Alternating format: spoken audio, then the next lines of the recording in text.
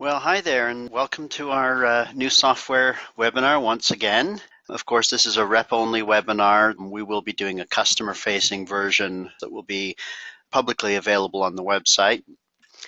Today's agenda, I'll let you know what the new versions are for each piece of software that's being released, what's new for each model, do a little overview, model by model of what's changing, and then spend a little time looking at all the new features in a little bit greater detail.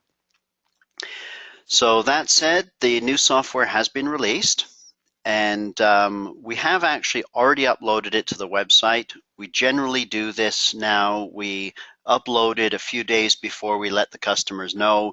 That way there's time for some people to download it, and if there were any major snafus, we would find out prior to sending out the bulk email.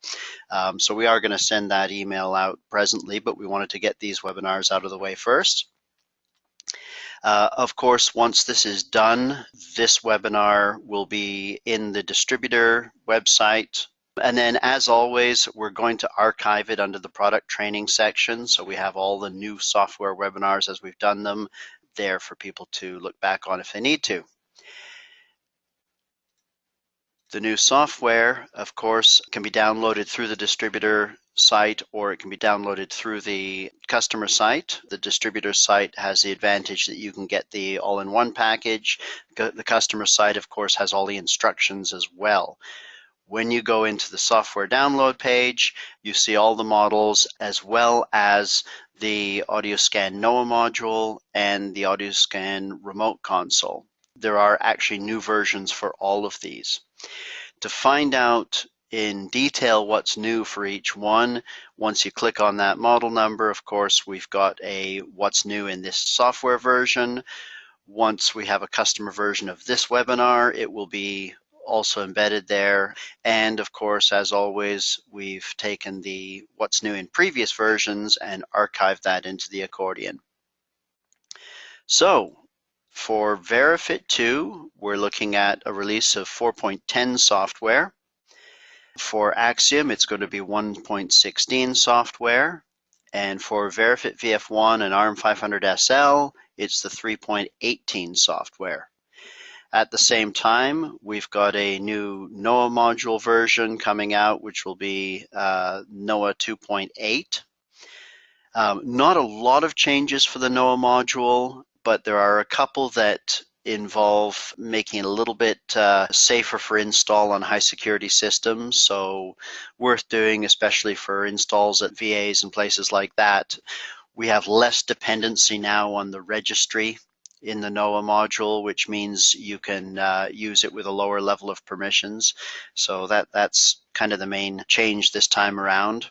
The remote console has actually a few changes, and we'll talk about that a little bit later.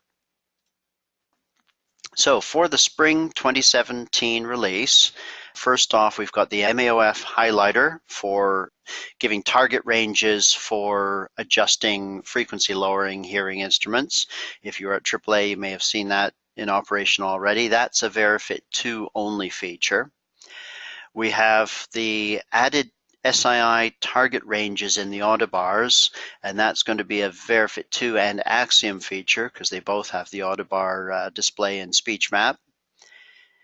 We've gone to a dual view occlusion effects test in the Verifit 2. Not a big change, just puts it all, both ears on one screen. Likewise, dual view for the manual control. And that's a screen more often used by technicians than not, and it was requested by a few people in the field. The next one, of course, the DSL BCD targets for the bone-anchored devices. Now, this is something that's in the software, and it's designed to accommodate the targets in the Verifit Skull Simulator, which has not started shipping yet. However, these targets will already be in the software. The good thing is that if people have ordered these products, when they get the product, if they've already done the update, they'll be ready to use it. And that's for Verifit 2 and Verifit 1, serial number 2070 or higher. Added some international speech passages once again, Verifit 2 and Axiom only get these. We've added the printing from the remote console, and this is listed as a Verifit 2 and Axiom feature because the Verifit 2 and the Axiom are the only products that use the remote console. We'll have a look at that in a little bit. And for the Axiom, we finally have table view in SpeechMap. And finally, rounding it out, we've taken the frequency lowering stimuli, the S and the SH phonemic-based sounds. We've put those into all the products, so those are now in the legacy platform as well. So first off, looking at the MAOF highlighter. Now this is a feature that is all about frequency lowering. As you know, we've had various methods for adjusting frequency lowering, and a few years ago when frequency lowering was a new thing, the audio scan products started to feature the single bands, isolated bands of frequencies centered around 3, 4, 5, and 6K. With the idea that you could adjust the amount of frequency lowering by watching how far those isolated bands moved to the left when you adjusted it. There were a few little issues with those. First off, the 6000 band was kind of a good predictor of S, but SH is a much wider band of frequencies, and also these were dependent on the level being matched to the LTAS of our standard speech signal, whereas the actual content of those phonemes is normally would be matched more to the peaks of the signal. So they weren't good for checking the level of where these ended up when the frequency lowering was adjusted. So what happened was a new protocol came out a couple of years ago based on the S and the SH signal. Now we put that in the Axiom and the Verifit 2. No, I'm sorry, we put that in the Verifit 2 when it came out as a standard signal, but it didn't exist in the other equipment. So we have moved that now into all the equipment because the idea is that everybody should be using the S and the SH for adjusting their frequency lowering on frequency lowering hearing aids. The same protocol would be done on all the products. We haven't removed the old stimuli. They're still there in case people are using them for anything, but we recommend the new one, and especially with the latest batch of hearing aids that feature frequency lowering, because they have what you would call adaptive frequency lowering, and adaptive frequency lowering doesn't react the same way with the isolated bands as it does with the S stimulus. So that's the new recommendation. So as I said, the S and the SH are now in all the products, so people who were using a USB stick to run it as a user file on their old Verifit don't have to worry about that anymore. They'll actually have it in place in the product, which makes it much easier to use. However, the Verifit 2 goes a step beyond because the Verifit 2 has added a tool called the MAOF highlighter. And the idea for that is that the MAOF highlighter will give you a range or a target, if you will, for where the frequency lowering should be adjusted to. And I'll show you how that works in a second. So in terms of all the products having S and SH, of course, when you look in SpeechMap if you look in Setup under SpeechMap Setup, you'll see on the right-hand side under the uncalibrated stimuli, right at the bottom, S and SH are there, and they can be activated or deactivated in that screen.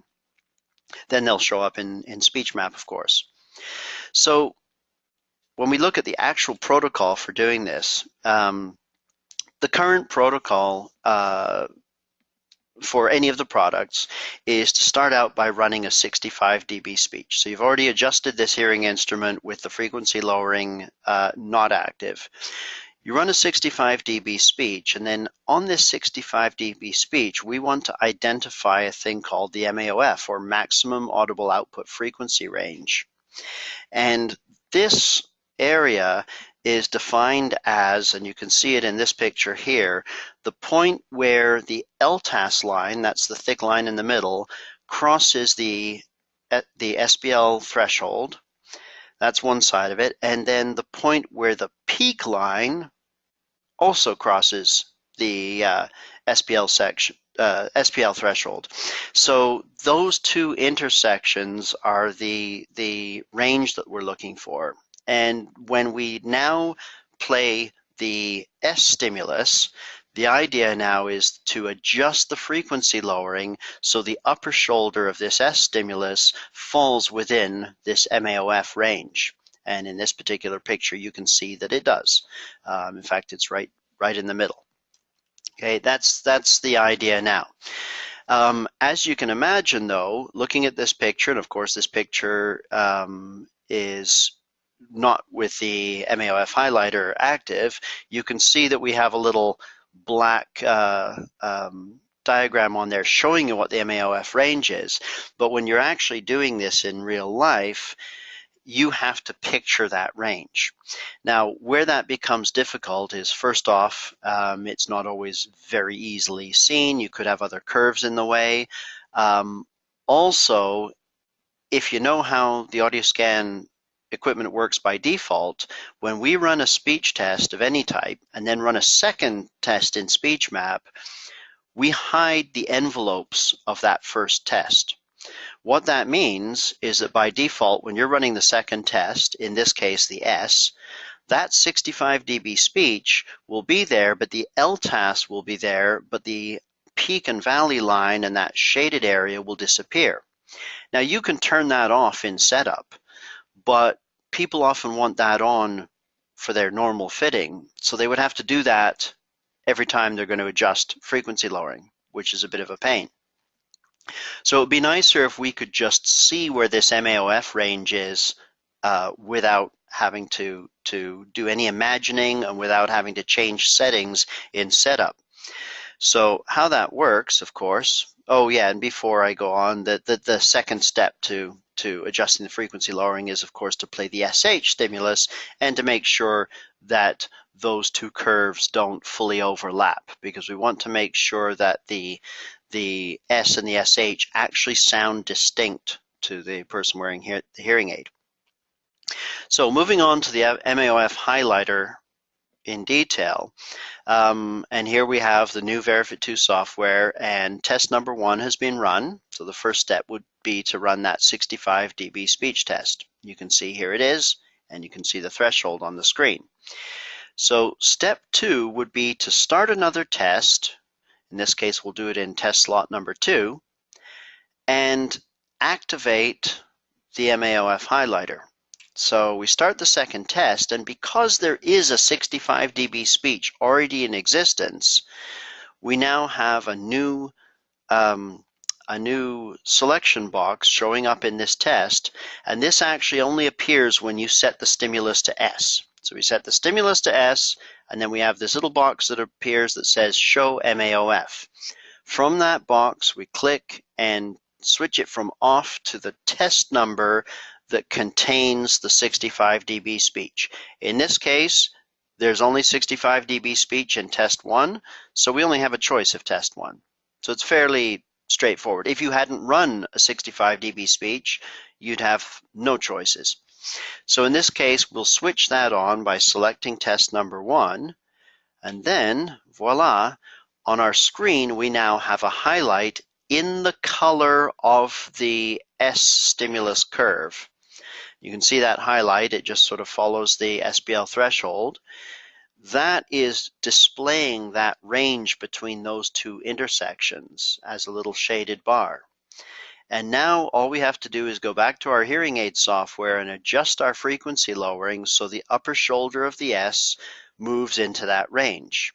Now, we can do that and we can watch it on the screen, and it's going to look something like this. The key for this adjustment, or the recommendation in the standard protocol now, is that you want to put the least amount of frequency lowering required in order to get this upper shoulder of the S to just make it into this range. So if this magenta line was farther to the left, I would actually decrease the frequency lowering a little bit to move it to the right. So it's the least amount of frequency lowering required. So you could see what I mean. This is not really a change in protocol. This is the protocol people are already using, but now we've got a target for the protocol. So it should make things a lot easier. And of course, now that every major manufacturer has frequency lowering in their products, then there's a good chance that a lot of people will be needing to make this verification. Second step, of course, just like the standard protocol, would be to play the SH stimulus, and hopefully you don't have to do any adjustments, but you want to make sure that the SH is occupying a significantly different frequency range here and is not fully overlapped. And the other recommendation, of course, in the papers is that at this point you would want to actually monitor this and have a listen. And on the Verifit 2, you'd simply put the monitor headset on and have a listen to this output, and listen to the S and listen to the SH, and make sure that they sound distinct to your own ears. And then that's that. So next we have SII target ranges. So as you know, starting with the Axiom back in 2010, and then of course added to the Verifit 2 in 2014, we have these Audibars. We've always had speech intelligibility index scores shown on our equipment, but it was usually just numerical. With the Axiom and the Verifit 2, these have been made into these little bar graph displays, which we call the Audibars. And for each test that includes a speech stimulus, you're going to have one of these displays. And of course, in this display, you can see the numerical value of the SII. And what's a little different from the old Verifit is that not only do you see that numerical value for the aided test, but you can also see the SII value for the predicted unaided, or where this same level of speech would be performing if this amplification didn't exist. So the idea here is it's something that you can use to demonstrate the benefit of the amplification to the patient or family. So the question that always comes up when people are new to SII is, what's a good SII? And the answer has always been a little bit difficult, because what is a good SII is kind of what you would expect to be able to achieve based on the configuration of the loss or the amount of the loss. So if someone has a mild to moderate hearing loss, with amplification, we should be able to get an SII, for average speech, the SII would be maybe, 50s or 60s or even 70. With proper amplification and target match. For soft speech, we'd be looking at, maybe 25 to 35 would be expected. As soon as you take a more severe loss, you're not going to get those numbers no matter how much you amplify. So the answer has always been, well, that depends, and we try and get people to understand what ranges they're looking for. So, as part of the documentation from the DSL folks, we actually have some data for this. And what they did is they took the child, and this is only for the DSL child formula. They took a bunch of data from a bunch of hearing losses, and with the amplification meeting DSL targets, and figured out what the average SII would be based on the pure tone average. So that way you're actually matching that expected average SII to the amount of loss based on the 3-frequency average. So they were able to do that, and then they decided that a good range for that would be a maximum and minimum, where we take that average number and go +2 standard deviations up and -1 standard deviation down. And anywhere within that area would be considered an acceptable SII for fitting that hearing loss. So this seemed like a really good opportunity for us to put some ranges in these Audibars. So what it looks like is this. Here we go. So now you can see in both the aided auto bars here, the top one, the green one, is for soft speech at 65 dB. The second one, of course, for average speech at 65 dB. I think I said 65 before, I meant 55. And the ranges we're looking at are those little vertical lines that show up in the auto bar.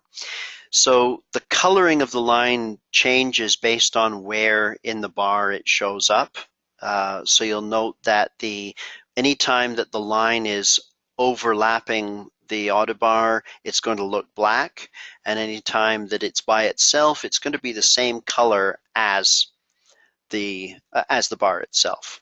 So in this case, looking of course at the right ear, the soft speech, you can see there's the lower limit and there's the upper limit. And this auto bar, which is displaying a SII of 65, is actually showing an SII which is acceptable, in the acceptable range for this particular loss, according to the DSL formula. Mind you, this only shows up when it's DSL child, and this is from the data from DSL. This isn't something we made up ourselves, but it's supposed to be a rough guide to help people understand, whether they're fitting in the right range or not. At such a time that this data becomes available for the adult population as well, then we would of course move this into adult fittings at that time, obviously.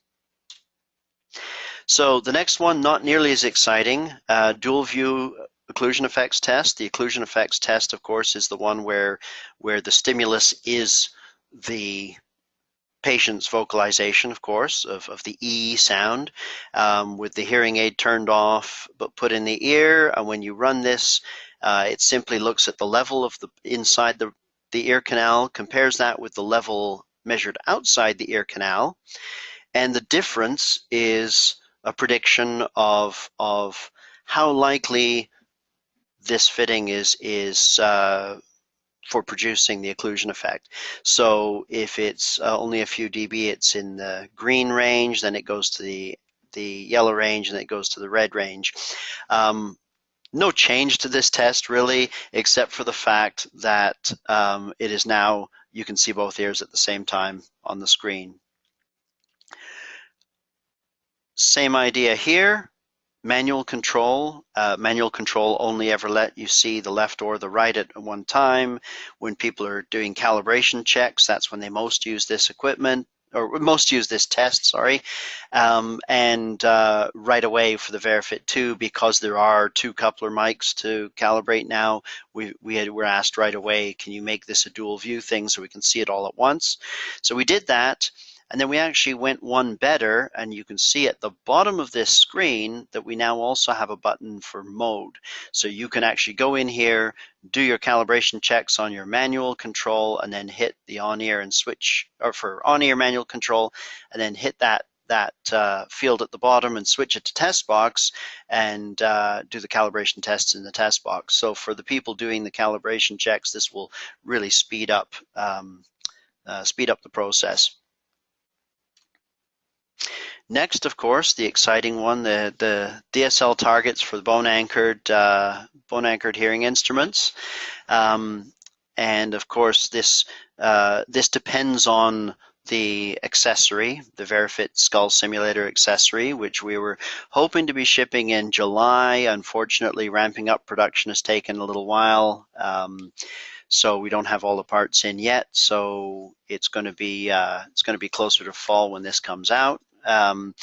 Although we have still continued to take orders because it is on the way, and of course it is now in the software. So if you go into SpeechMap on any compatible device, which means VeriFit 2 or VeriFit 1 serial number 2070 or later, under instrument type in TestBox SpeechMap, you now have a new setting for BAHD, or bone anchored hearing device.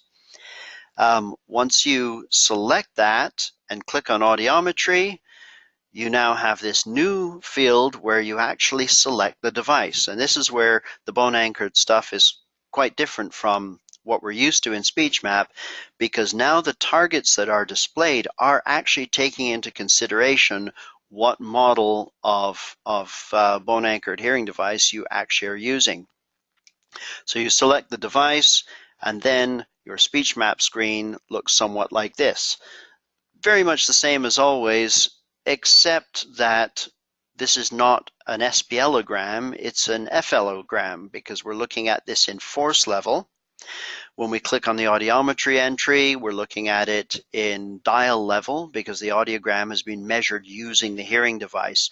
None of this is new really for bone-anchored hearing devices. What's new here is that we actually have fitting targets, so we can actually verify that these are fit to target like we would with any other hearing instrument. Like I said, the software is getting added first because it needs to be in this version of software. When the hardware is available, then it will just work. Next, as you know, over the last few software releases, we've been adding foreign speech passages. We've sold more product offshore, and we need to ensure that we have calibrated speech in the appropriate languages. So we already had the Portuguese Brazilian and the Mandarin and Cantonese and Korean.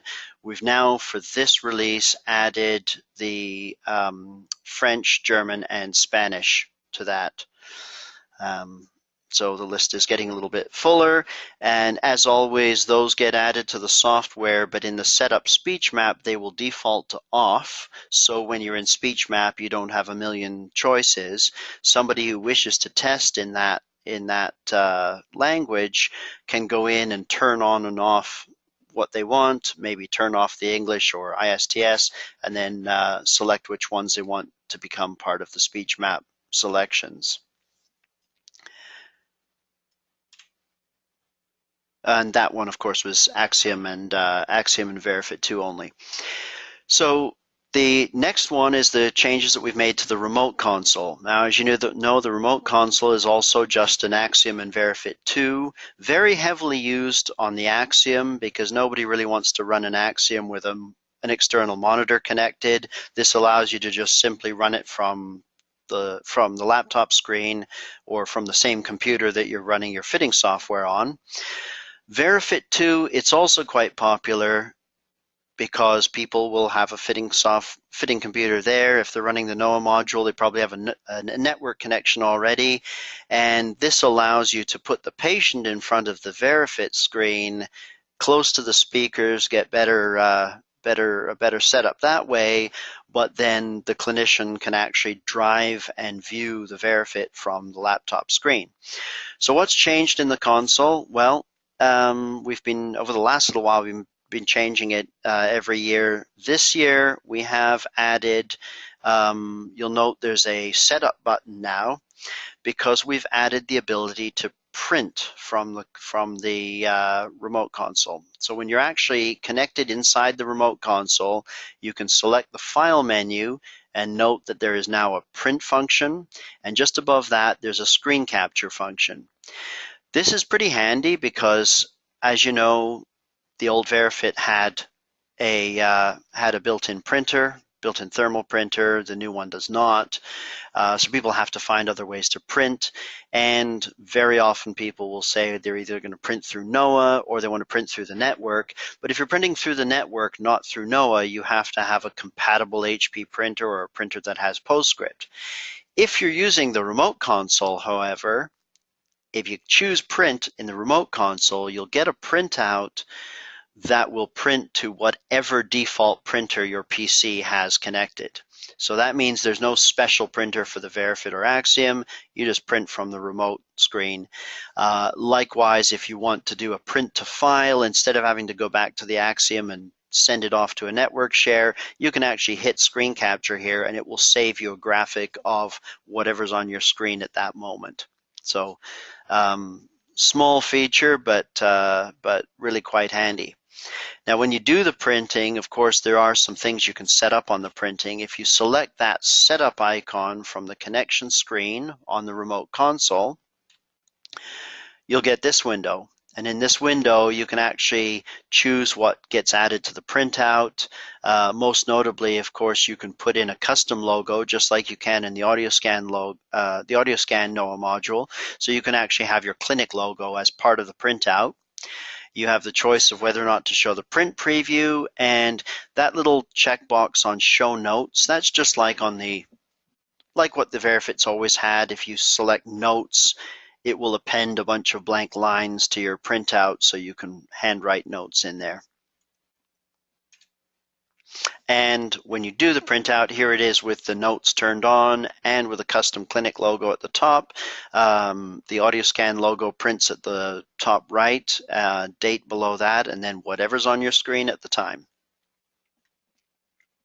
Next feature, also pretty small for some people. However, after about, I would guess, 1,000 or 2,000 requests, we've added table view to speech map in the Axiom. This makes it easier for Axiom users who are measuring RECD because they can get the numerical values without having to hit print and have them appended, which always felt like a bit of a workaround. Also, there are cases where people actually want the numerical readout of their targets in speech map or the LTAS measurements. There are many cases where this is desirable.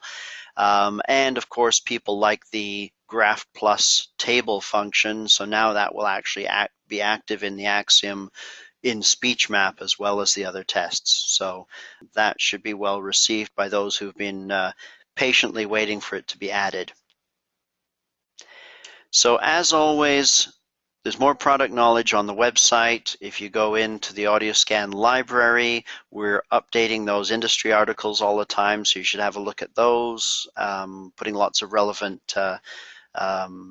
information in there. Plus, under each particular model, you can see the videos that apply and the product knowledge briefs, and of course the user guides, which have been updated for this. Before I let you go, I have one more thing I just want to quickly chat about in case you missed this news. The Verifit 2 now has a probe dock lanyard. So for Verifits that have been shipping for the last few weeks, it's actually been included. What the idea here, of course, if you've used the probe dock on the Verifit 2, it gives you the advantage that you only have one single cable going back to between the patient and the machine, and it allows you to plug the probe mics and the teletest handset and the RECD transducer all into one small spot. But on the back of the probe dock was a little clothing clip that could be rotated in 90-degree movements. And if you're wearing a collar shirt like I am right now, it was a piece of cake to just clip it to the middle.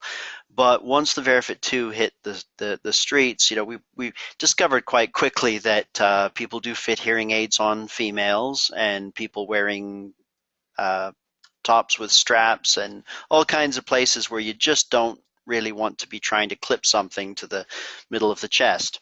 So what people were doing to get around that was just clipping the probe dock to a lanyard. So if they had a NOAA link hanging there or a programmer hanging around the neck, they just clip the probe dock to that. Some people actually used their, stolen from AAA lanyard for the same thing. We thought it may be a good idea to actually just custom make one for the Verifit and include it in the box. So that's what we're doing. What makes it a little different from other lanyards is, first off, you can see there's a little leatherette tab specifically designed to have that clip clipped to it. So that makes it easy to connect it. And then on the behind the neck portion of the lanyard, we've made sure it doesn't have any clips that would click or snap or do anything that we don't really want to do behind the head of a new hearing aid wearer. So we've got a pull-through adjuster, and we've made the lanyard quite large, so it's very easy to pull this over somebody's head and then just simply adjust it to pull the lanyard up into the right position.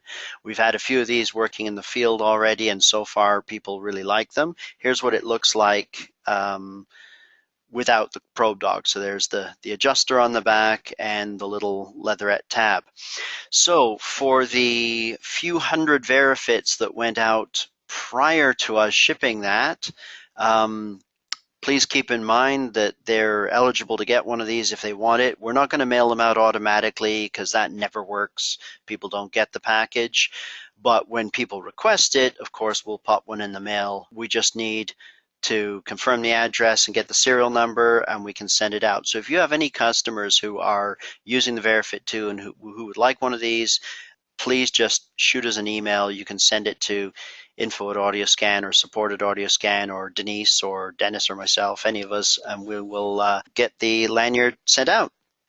And as I said, with current product, of course, it's now included in the box. So that's pretty much all I have to say today. Here's a little summary of what we talked about in terms of these features. Like I said, the software downloads are available. They are on the website. We just haven't sent the mass email out quite yet to the customers because once we do that, we usually have a huge rush of downloads. I see there are no questions coming up on the screen here. So if anybody has anything that you want to follow up on, please feel free to shoot me an email at any time, and I can try and help you out. That said, thanks a lot for taking the time to hang out with me today, and we'll talk to you soon, I hope.